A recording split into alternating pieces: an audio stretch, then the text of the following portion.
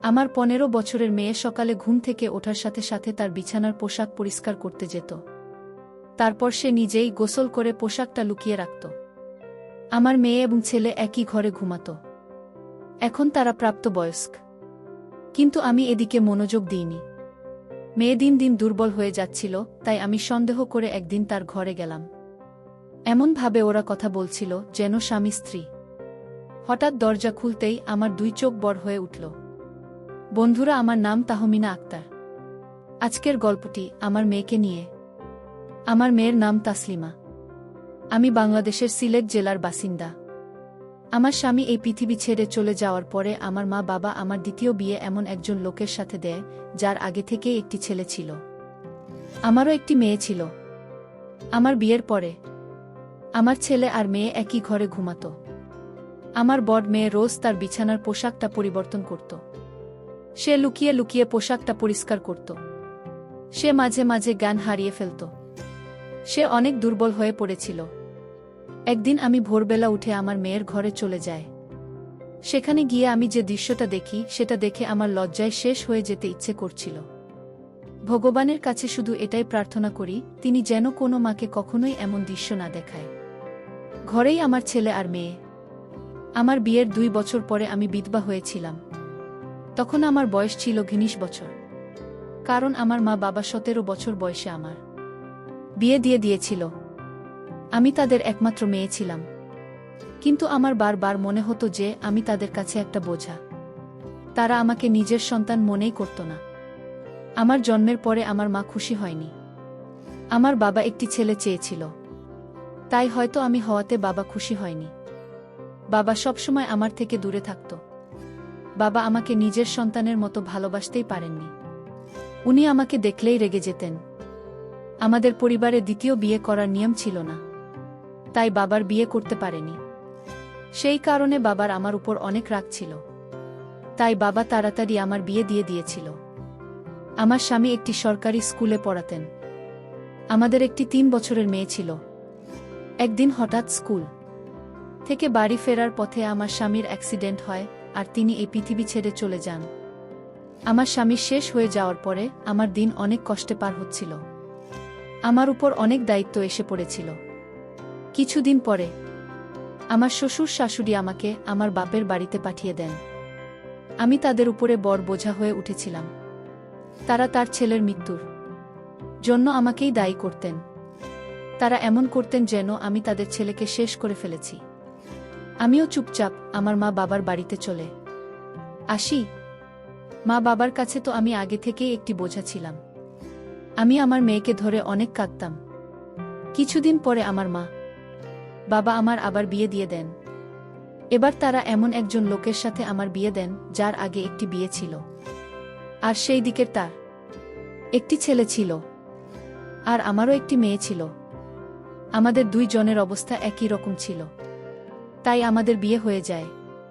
না হলে তখন আমার জন্য কোনো ভালো সম্বন্ধ আসছিল না। তার ছেলে আমার মেয়ের থেকেও ১ বছরের ছোট, মেয়ের থেকেও এই ছিল। তার ছেলের নাম ছিল মারুফ। আর আমার মেয়ের নাম ছিল তাসলিমা। আমরা ৪ জনে মিলে সুখে সংসার করতে থাকি। দেখতে দেখতে অনেকগুলো বছর পার হয়ে যায়। এখন আমার মেয়ের বয়স ১৭ বছর। আর মারুফের বয়স ১৬। এখন মারুফের বাবা পৃথিবী ছেড়ে চলে গেছে। উনি অনেক দিন ধরে নানা রোগে ভুগছিলেন। উনার অনেক রকমের অসুখ ছিল। উনি চলে যাওয়ার পরে বাড়িটা অনেক ফাঁকা হয়ে গিয়েছিল। আমাদের নিজের বাড়ি ছিল, তাই ভাড়া দেওয়ার চিন্তা ছিল না। আমাদের বাড়িতে একটি ছোট্ট দোকান ছিল। একদিন আমি ঘুমাচ্ছিলাম, হঠাৎ আমি একটি আওয়াজ শুনতে পাই, যেটা শুনে আমার ঘুম ভেঙে যায়। আমি বুঝতে পারি যে আওয়াজটি মারুফের ঘর থেকে আসছিল। আমি দৌড়ে মারুফের ঘরে গিয়ে পৌঁছি। সেখানে গিয়ে দেখি মারুফের ঘরের ছাদটা ভেঙে গেছে। আমার ভয় হয় যে মারুফ নিরাপদে আছে। ওর কিছু হয়ে গেলে আমি ওর পিতাকে কি করে মুখ দেখাতাম। কিন্তু আমাদের কাছে এখনও তো টাকা নেই যে আমরা মারুফের ঘরটা মেরামত করতে পারব। আমি ঘরটা যেমন আছে সেরকম ভাবে রেখে দিলাম। আমি গিয়ে রান্নাঘরে আমার বিছানা করলাম, আর ঘরে আমার বিছানা আমার ছেলে মেয়েদের ঘরে ঘুমাতে বললাম। কারণ তখন শীতকাল ছিল আর বাইরে অনেক ঠান্ডা ছিল। আমার ঘরে একটাই বিছানা। সেখানে দুইজন অনেক কষ্টে শুতে পারত। আমার ছেলে আর মেয়ে দুইজনকেই এখন একই ঘরে শুতে হতো। একদিন সকালে মারুফ তাড়াতাড়ি উঠে জলখাবার খেতে চলে আসে। কিন্তু তাসলিমা তখনও ঘুমাচ্ছিল। এতে আমি অবাক হই, কারণ তাসলিমা রোজ ঘুম থেকে তাড়াতাড়ি ওঠে। আজ ও এত বেলা অবধি ঘুমোচ্ছে কেন? আমি তাসলিমাকে ডাকি, কিন্তু তার কোনো সাড়া পাওয়া যায় না। তারপরে আমি তার ঘরে গিয়ে দেখি সে জ্ঞান হারিয়ে পড়ে আছে। এটা দেখে আমি অনেক ঘাবড়ে যাই। আমি মারুফকে বলি তাড়াতাড়ি একজন ডাক্তার ডেকে আনতে। ডাক্তার এসে বলে যে তাসলিমা অনেক দুর্বল ও শরীরে শক্তি কমে গেছে। তাকে দিয়ে কোনো ভারী কাজ করানো ঠিক হবে না। তাকে আর এখন আরাম করতে দেওয়া উচিত। ভালো করে খাওয়া দাওয়া করলে ও ঠিক হয়ে যাবে।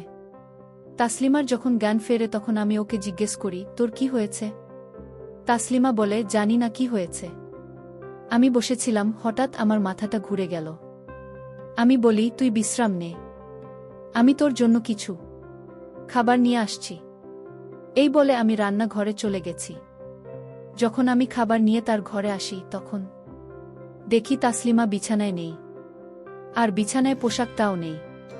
আমি ঘরের বাইরে গিয়ে দেখি তাসলিমা সেই পোশাকটা পরিষ্কার করছে। আমি ওকে বলি, তুই এখন পোশাকগুলো পরিষ্কার করছিস কেন?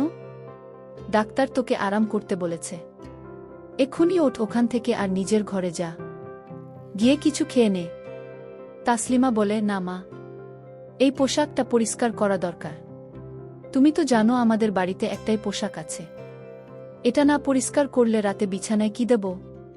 আমি বলি, পোশাকটা তো অতটা ময়লা হয়নি যে আজকে পরিষ্কার করতে হবে। হঠাৎ তোর পোশাকটা পরিষ্কার করার ভূত চাপলো কেন মাথায়? তুই ওঠ ওখান থেকে, পোশাকটা আমিই পরিষ্কার করে দেব। কিন্তু সে আমার কথা শুনল না। সে নিজের পোশাকটা পরিষ্কার করে সেটাকে ছাদে শুকাতে দিতে গেল। তারপরে সে এসে জলখাবার খেয়ে ঘুমিয়ে পড়ে। আর মারুফ ও কাজে বেরিয়ে যায়। মারুফকে আমি মেট্রিক পর্যন্ত পড়াতে পেরেছিলাম। ও একটা পোশাকের দোকানে কাজ করত, আর সারাদিন অনেক পরিশ্রম করত। আমাদের নিজেদের দোকানটা আমি একাই চালাতাম। আমাদের দোকানে ছোটরাই বেশি আসত। সেদিন মারুফ বাড়ি ফিরে বলে সে বাইরে থেকে খেয়ে এসেছে। সে দেরি করে বাড়িতে ফিরেছিল। তাসলিমা আগেই ঘুমিয়ে পড়েছিল।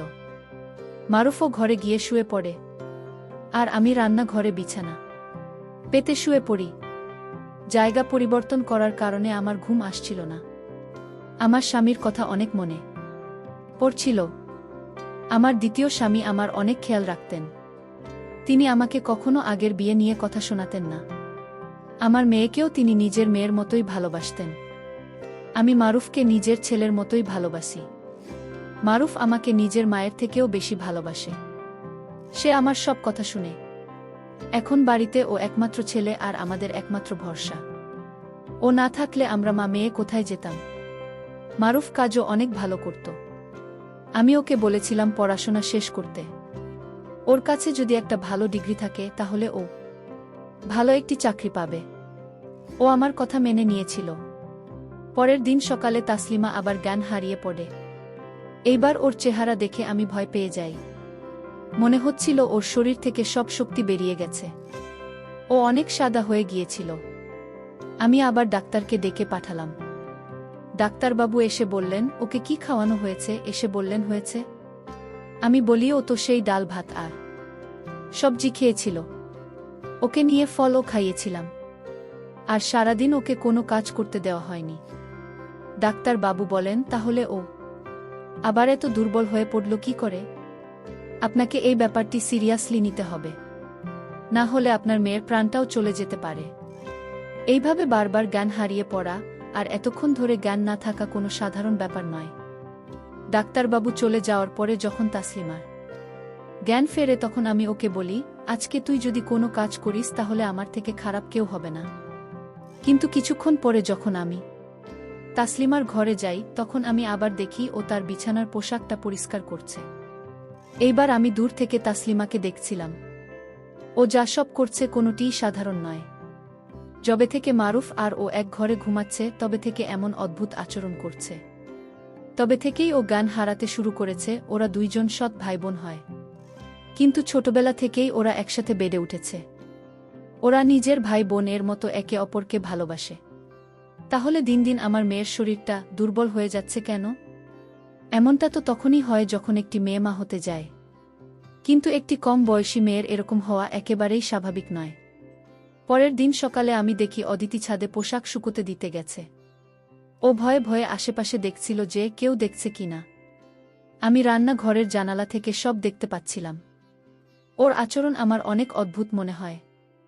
ও আমার ঘরে এসে শুয়ে পড়ে আর নিজের উপরে একটি পোশাক দিয়ে দেয়। ওর নিচে কোনো, যাতে আমি বুঝতে না পারি যে এর পোশাক আছে কিনা। আমি ওর জন্য খাবার বানিয়ে নিয়ে যাই। আমাদের দোকানটা না তেমন ভালো ছিল না। সেখানে অনেক বেশি খদ্দের আসত না। শুধু ছোটরাই আসত ওই ট্রফি আর চকলেট কিনতে। তারা ৫-৭ টাকা দিয়ে চলে যেত। এইভাবে আমাদের আর কি করে চলবে? আমি আমার ছেলে মেয়েকে এই বিষয়ে কিছু জানাই না। মারুফ আগে থেকেই একটি চাকরি করছিল। তাকে যদি আমি এইসব কথা বলি তাহলে আরও চিন্তায় পড়ে যাবে। এদিকে এত কম টাকায় আমার পক্ষে সংসার চালানো মুশকিল হয়ে উঠছিল। এদিকে তাসলিমা অসুস্থ। ডাক্তার বলেছে ওকে ভালো ভালো খাবার খাওয়াতে। কিন্তু চাল ডাল কিনতেই তো আমাদের সব টাকা শেষ হয়ে যায়। এইভাবে সংসার চালানো অনেক মুশকিল। একদিন আমি তাসলিমা আর মারুফকে এমন সব কথা বলতে শুনি, যা শুনে আমি অবাক হয়ে যাই। তাদের কথা আমি কিছুই বুঝতে পারি না। মারুফ বলছিল, তুই তো এখন থেকেই শরীর খারাপ করে বসে আছিস। আমার মনে হয় তোর আর ওই কাজটা করা উচিত নয়। তাসলিমা বলে, না না, আমি এটা করতে পারব। এমন সুযোগ তো আর বারবার আসে না। আমি বুঝতে পারিনি যে আমার সাথে এমনটা হবে। আমি ভাবিনি যে আমার শরীরের শক্তি এত কম যে আমি এটুকু সহ্য করতে পারব না। মারুফ বলে, আমি তোর জীবন নিয়ে খেলতে পারব না। তাই আমাদের এটা বন্ধ করা উচিত। তাসলিমা বলে, এটা তো মাত্র কয়েক সপ্তাহের ব্যাপার। তারপর আর এমন সুযোগ আসবে না।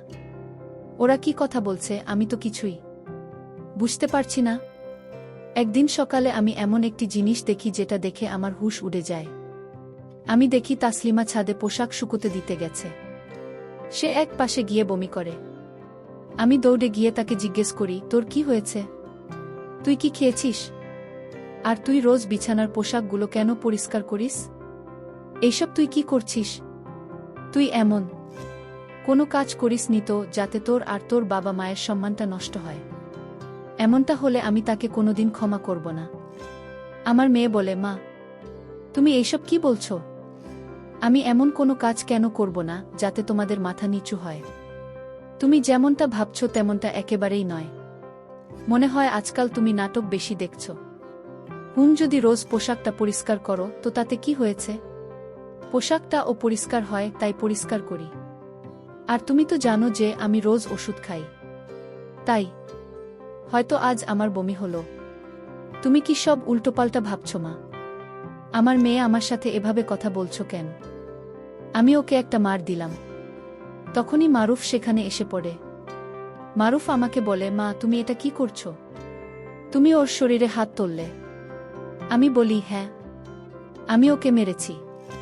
এটা আমার অনেক আগেই করা উচিত ছিল। আমি এখনো জানি না যে তোরা দুইজনে মিলে কি করছিস। যেদিন আমি জানতে পারবো সেই দিন আমি তোদেরকে ছাড়ব না। আমি নিজেই জানি না আমার কি হয়েছিল। আমার মুখে যা আসছিল আমি তাই বলছিলাম। আমার এমনটা করা উচিত হয়নি।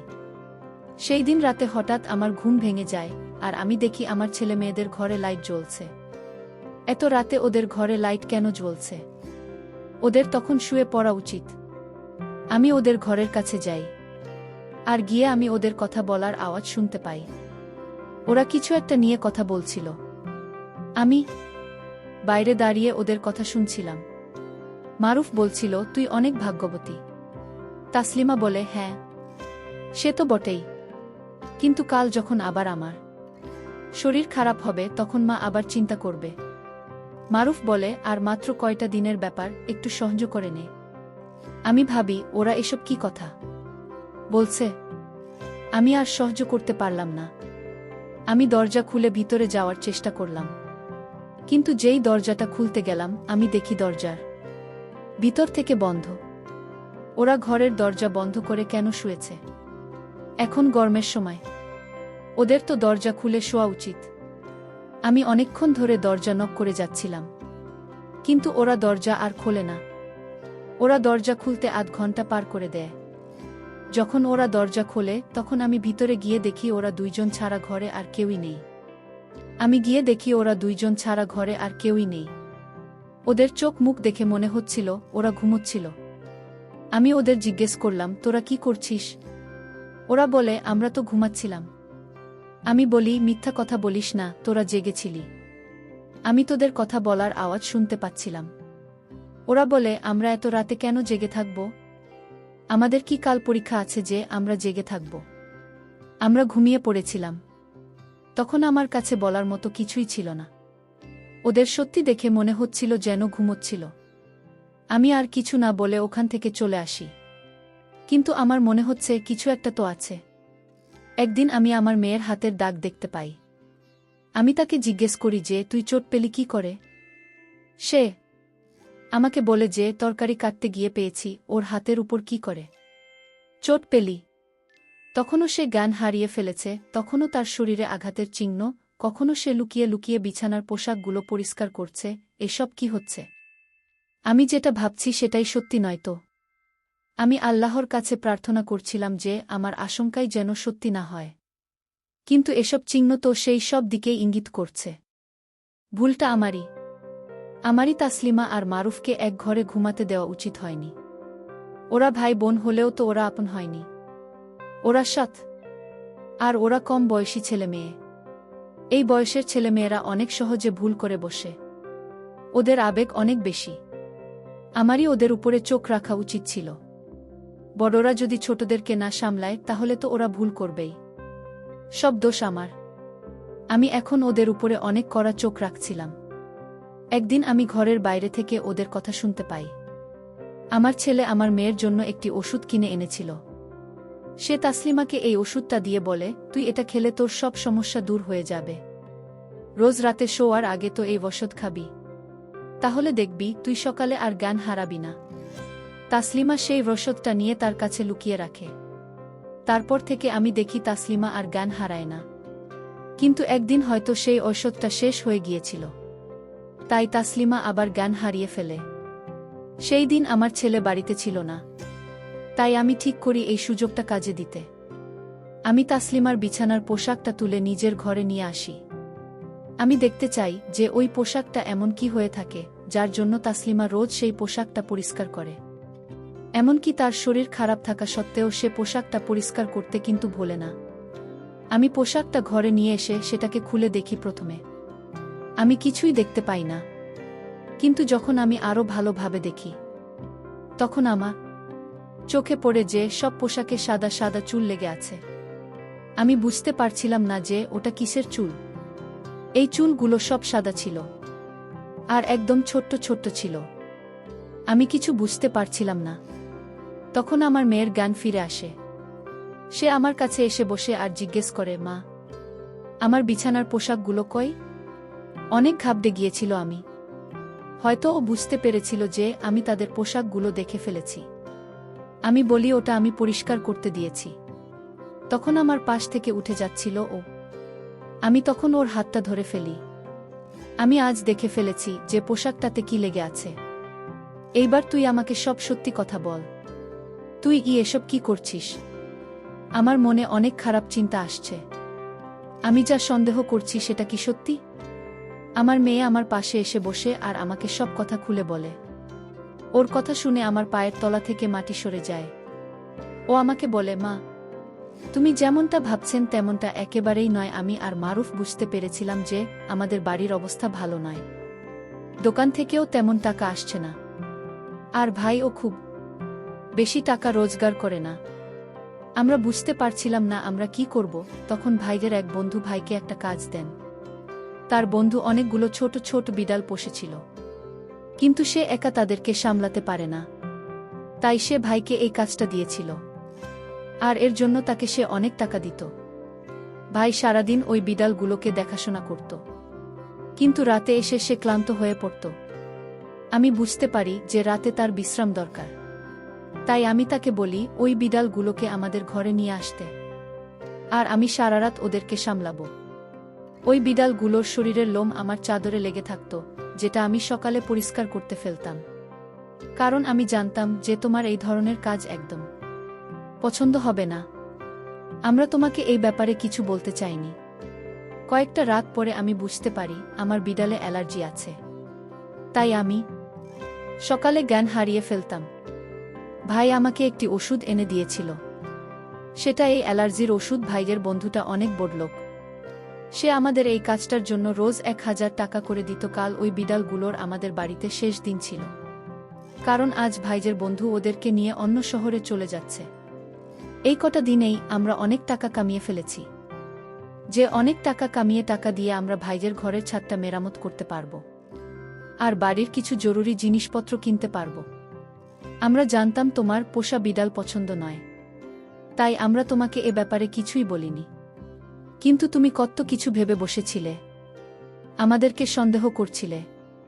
মারুফ আমার সৎ ভাই হলেও আমি ওকে নিজের ভাইয়ের থেকেও বেশি ভালোবাসি। সে সবসময় আমাদের কথা ভেবেছে। তার আত্মীয়রা অনেক বড়লোক। ও চাইলেই তাদের কাছে গিয়ে থাকতে পারত, কিন্তু ও আমাদেরকে দেখবে বলে এখানে রয়ে গেছে। আমার অনেক আফসোস হয় এই ভেবে যে আমি ওদেরকে সন্দেহ করেছি। ওদের সম্পর্কে কত কিছু ভেবেছিলাম, কিন্তু ওরা সত্যি কত ভালো। আমার জীবনে অনেক খারাপ কাজ হয়েছে, কিন্তু তার মধ্যে একটা ভালো জিনিস হলো আল্লাহ আমাকে এমন 2 জন সন্তান দিয়েছে যারা বুদ্ধিমান, বোঝদার আর দায়িত্ববান। মারুফ ফিরে আসার পরে আমি তাকে কিছু জানাইনি। তাসলিমা ও জানায়নি যে আমি সবটা জেনে গিয়েছি। আমি আর এই বিষয়ে কথা বলে নিজেকে ছোট করতে চাই না। কিছুদিন পরে মারুফ তার ঘরের ছাদটা সারিয়ে ফেলে। আমার ছেলে আর মেয়ে দুইজনেই অনেক পরিশ্রম করতে শুরু করে। আমার মেয়ে ছোটদের বাড়ি বাড়ি গিয়ে টিউশন পড়ায়। আস্তে আস্তে আমাদের অবস্থা আরও ভালো হতে শুরু করে। আমাদের বাড়িতে টাকা আসতে থাকে। আমার ছেলে আর মেয়ে দুজনেই খুব পরিশ্রম করত, কারণ ওরা জানত ওদের মাথার উপরে বাবা নেই, আর আমারও তেমন কিছু করার ক্ষমতা নেই। তাই যা করার ওদের নিজেদেরকেই করতে হবে। আল্লাহর অনেক কৃপা যে আমি যেটা ভেবেছিলাম সেটা সত্যি হয়নি, কিন্তু সেটা হওয়ার সম্ভাবনা ছিল। আমার ছেলে আর মেয়ে দুইজনেরই কম বয়স। আমার উচিত হয়নি দুইজনকে এক ঘরে ঘুমাতে দেওয়া। আমি যা সন্দেহ করেছিলাম সেটা যদি হতো তাহলে সব শেষ হয়ে যেত। তাই আমি আপনাদেরকে সতর্ক করছি, আমি যে ভুলটা করেছি সেটা আপনারা করবেন না। আপনারা আপনাদের ছেলে মেয়েদের ভালোভাবে খেয়াল রাখবেন। তারা কি করছে, কোথায় যাচ্ছে, সব কিছুর খোঁজ রাখবেন। তাদের বন্ধু হয়ে ওঠার চেষ্টা করবেন, যাতে তারা আপনাদের সাথে সবকিছু শেয়ার করে। তারা যদি ভুল পথে যায় তাহলে তাদের সঠিক পথে নিয়ে আসার দায়িত্ব আপনাদের।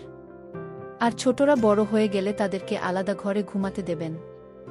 আপনাদের আবারও বলবো, আপনারা সবাই আপনাদের সন্তানদের খেয়াল রাখবেন। তো বন্ধুরা, আজকে এই পর্যন্তই। ভিডিওটি দেখার পরে যদি তোমাদের ভালো মনে হয় তাহলে অবশ্যই একটি লাইক করবেন এবং কমেন্ট করে তোমাদের মতামত জানাবেন। আর চ্যানেলটি অবশ্যই সাবস্ক্রাইব করে সাথেই থাকবেন। ধন্যবাদ সবাইকে।